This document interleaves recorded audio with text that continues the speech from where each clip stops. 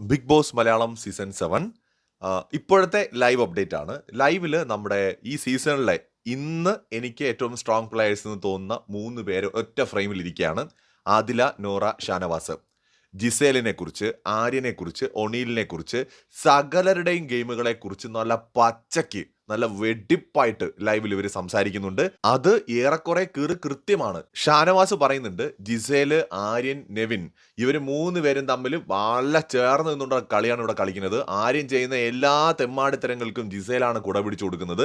നമ്മളത് ചൂണ്ടിക്കാണിക്കുമ്പോൾ അവൾ പറയും അവനൊരു കൊച്ചു കുട്ടിയല്ലേ, പയ്യനല്ലേ, കിഡല്ലേ, മെച്യൂരിറ്റി ഇല്ലാത്തതുകൊണ്ടാണെന്നൊക്കെ പറയും. അതൊന്നുമല്ല, ഇവർ 3 പേരും ഇതിന്റെ ഇടയിൽ നിന്ന് നല്ല കളി ഇവിടെ കളിക്കുന്നുണ്ട് എന്ന് നമ്മുടെ ഷാനവാസ് പറയുന്നുണ്ട്.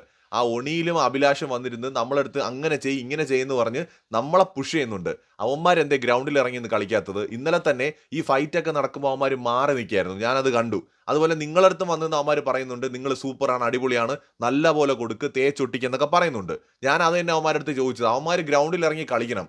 ഗ്രൂപ്പായിട്ടൊരു കാര്യം ഡിസ്കസ് ചെയ്യുമ്പോൾ പറയുന്നത് പറഞ്ഞാൽ മാത്രം പോരാ, പ്രവർത്തിക്കുകയും കൂടെ വേണം. ഇത് നമ്മൾ ഇറങ്ങി കളിക്കുമ്പോൾ അവന്മാർ സൈഡിൽ ഒതുങ്ങി നിൽക്കുന്നതാണ് ഞാൻ കാണുന്നത് എന്നൊക്കെ പറഞ്ഞിട്ട് എല്ലാ ഗെയിമിനെ കുറിച്ചും അവിടെ കൃത്യമായിട്ട് ഷാനവാസ്, ആദില, നൂറ ഇവർ 3 പേരും വിലയിരുത്തുന്നുണ്ട്.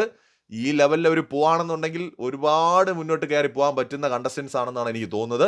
കൂടുതൽ അപ്ഡേറ്റ്സുമായി വീണ്ടും വരാം.